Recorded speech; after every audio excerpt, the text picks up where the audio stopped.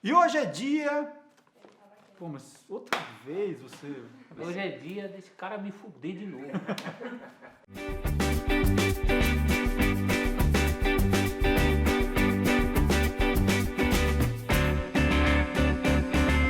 Hoje é dia de respondermos as perguntas dos três loucados. Não é isso, Celso? Ah, eu adoro responder perguntas. Mas é o seguinte, quem responde a primeira, ó, tô até com a camisa do Remo aqui, que é um torcedor do Remo que mandou essa pergunta. E lá do Rio de Janeiro, vamos acionar o PVC. O PVC agora é nosso correspondente no Rio. Olha lá. Direto do Rio de Janeiro. Agora o PVC tá morando no Rio, ele abre a janela, praia ali, e ele vai responder a pergunta sobre o Clube do Remo. Vai, PVC! Cristo Redentor, braços abertos sobre a Guanabara, porque eu tô no Rio, não tô aí com vocês de novo, mas tudo bem, então continuo aqui deslocado. O João José de Souza, de Belém, pergunta se a gente pode fazer um programa sobre o clássico Repá e sobre o tabu de 33 jogos que o Remo passou sem perder para o Paysandu. Bom, o clássico Repá é o clássico que mais vezes foi disputado. E para não agredir nem azulinos nem bicolores, eu vim de azul claro, que a cor azul é a cor dos dois, esse aqui é claro, mas não é listrado. Então, não estou bicolor, estou azul. Os 757 jogos disputados desde 1914, clássico centenário, o clássico mais disputado no mundo em número de partidas, mais do que Celtic e Rangers, mais do que Milan e Inter, mais do que Real Madrid e Barcelona. Vantagem do Remo, que conquistou 256 vitórias contra 231 do Paysandu. O maior goleador é o Hélio, jogando pelo Paysandu. A maior sequência sem derrotas é a do Remo, esta de 33 jogos, entre 93 e 97. O Paysandu ficou 13 jogos no máximo sem sofrer derrotas para o seu grande rival. O Remo ficou 33 partidas sem sofrer derrotas. O maior goleador da história, jogando pelos dois lados, é Itaguari, que nos anos 40 e 50 jogou pelo Remo contra o Paysandu, pelo Paysandu contra o Remo, e no total marcou 30 gols. Bom, e agora, vamos pedir pro PVC trocar de camisa, daqui a pouco tem outra, mas aí muda de camisa, PVC, porque o Celso vai responder uma aqui do Wilson da Cunha Silva. Para de olhar, meu. Sou um grande fã de vocês desde o programa na ESPN Brasil, moro em Belo Horizonte. Valeu, Wilson. Como um cruzeirense doente que sou, ele já sabia tudo o que aqui, era. ó, tudo... Gostaria que falassem sobre 3 títulos importantes do Cruzeiro, que celebram aniversários especiais este ano. 20 anos da improvável Copa do Brasil 96, certo. 40 anos da Libertadores 76, certo. E 50 anos da Taça Brasil 66. Ah, então na ordem que ele falou, mais do que falar disso, eu vou pedir a ajuda do Marcelo Duarte para mostrar os pôsteres. Vamos começar do mais recente. 20 anos da improvável Copa do Brasil de 96, aqui o jornal Estado de Minas colocou aqui, pôster, no gramado do Parque Antártica, a pose do time que derrotou o Palmeiras. Então você vai abrindo aí e eu vou abrir aqui o almanaque do Cruzeiro. Era o grande Palmeiras, né? De Henrique Ribeiro, que o rapaz, como é o nome dele? Ele chama, Wilson. O Wilson chama de Seleporco.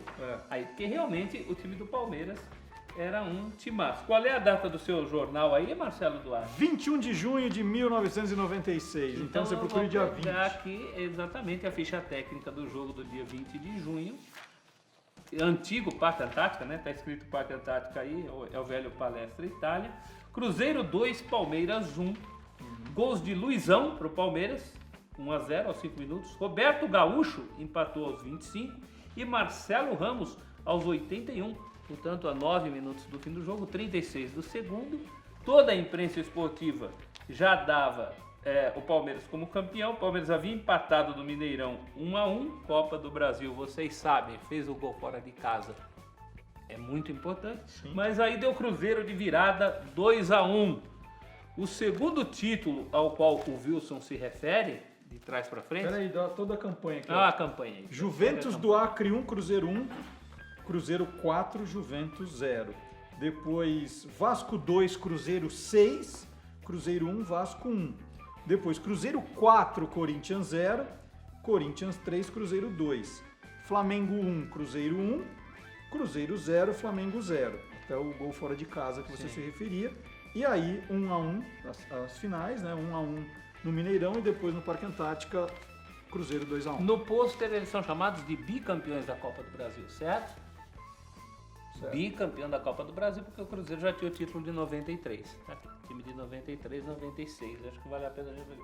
Dida, Vitor, como é que tá ali? Dida, Vitor, Gelson, Célio Lúcio que fazia dupla de Fabinho zaga. e Nonato. Fabinho e Nonato. Agachados. Marcelo, Palinha, ex-São Paulino, Cleison, Ricardinho e Roberto Gaúcho. Roberto Gaúcho. Muito Título de 76. Ele gosta de um ano terminado em 6, né?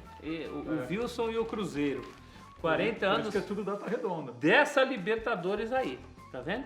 Essa é a foto do time campeão da Libertadores. Se você pegar atrás, Marcelo, tem todo o elenco. É uma foto aqui, com o elenco inteiro.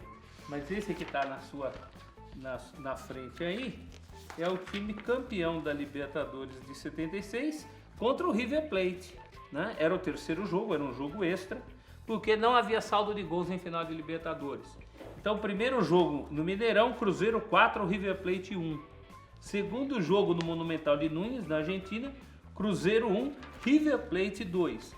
Terceiro jogo final no Campo Neutro de Santiago do Chile, 30 de julho de 76, Cruzeiro 3, River Plate 2. O Nelinho de pênalti fez 1-0 para o Cruzeiro aos 24. O Eduardo, que nada mais é do que o Eduardo Amorim, depois que se tornou técnico, fez 2-0 para o Cruzeiro aos 10 do segundo tempo. Oscar Mas de pênalti descontou aos 58, que equivale a 13 minutos do segundo tempo. Urquiza chegou a empatar o jogo para o Cruzeiro aos 62. Me ajuda aí, 62 dá 27 do segundo. Não, É isso aí. 17. 17 do segundo. E Joãozinho, de falta, aos 43 do segundo fez o gol do título, um gol histórico, porque quem cobrava falta geralmente era o Nelinho. E foi uma molecagem do Joãozinho, quando o Nelinho se preparava para a cobrança, o Joãozinho correu, bateu a falta e fez o gol. E o técnico Zezé Moreira, apesar do gol do título, deu ainda bronca no Joãozinho. Falou, Aqui, o seu Zezé moleque, como é que você faz uma coisa dessas? Vamos responder a terceira pergunta do Wilson sobre o time de 66. Então o Cruzeiro bi da Copa do Brasil em 96, depois campeão da Libertadores em 76 e agora 50 anos 50 da anos Taça Brasil. de um título que mudou o mapa do futebol no Brasil. Foi a partir do título do Cruzeiro de 66 que, por exemplo, o torneio Rio-São Paulo, a partir de 67, foi ampliado com a entrada de mineiros, gaúchos, depois paranaenses, baianos, pernambucanos, tudo a partir desse título do Cruzeiro que mexeu no mapa do futebol brasileiro, né? Colocou o Cruzeiro como campeão numa final contra ninguém menos que o Santos de Pelé. Achou? Cadê aqui a final com o Santos do Pelé? No finzinho Aqui, ó. do ano. Olha, o Cruzeiro tinha feito 6-2. Aqui. 6-2 é o primeiro jogo no Mineirão, 30 de novembro de 66. E aí no jogo do Pacaembu, que é o jogo do título, já em 7 de dezembro de 66, o primeiro tempo termina 2-0 para o Santos.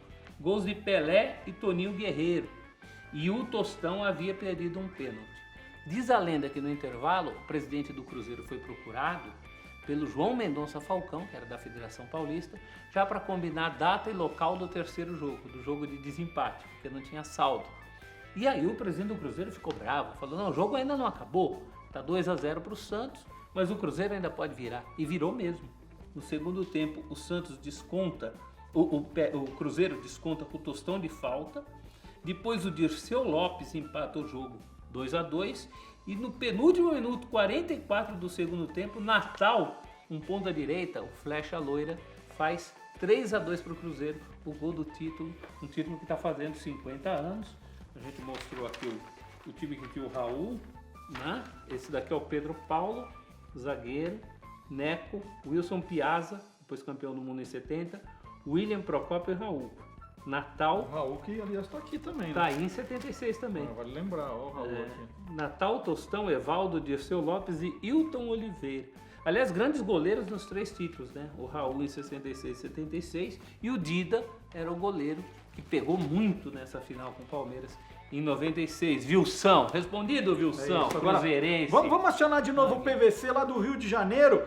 PVC, você respondeu uma ali da região norte. Vamos para a região sul agora? Tem pergunta para você de novo. 17 de junho de 72 é a pergunta a que se refere, o assunto a que se refere o Cláudio Roberto Tovar, Xará, um dos grandes jogadores da história internacional, que quer saber sobre o jogo em que a seleção gaúcha recebeu a seleção brasileira. Aconteceu em 72, como eu disse, o empate por 3-3. O técnico da seleção brasileira era o Zagallo, e naquele tempo era muito comum fazer jogos festivos ou jogos preparatórios com a seleção enfrentando seleções regionais e estaduais.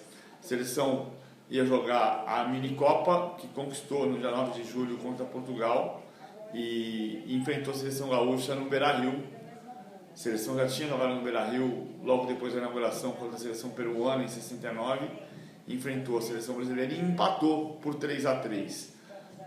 Carboni, que depois foi técnico do Fluminense, foi técnico do Palmeiras, e Cláudio Almiro 2 vezes marcaram os gols da seleção gaúcha. Orgulho gaúcho, né? Empatar com a seleção brasileira, que na época era campeã mundial do México em 1970.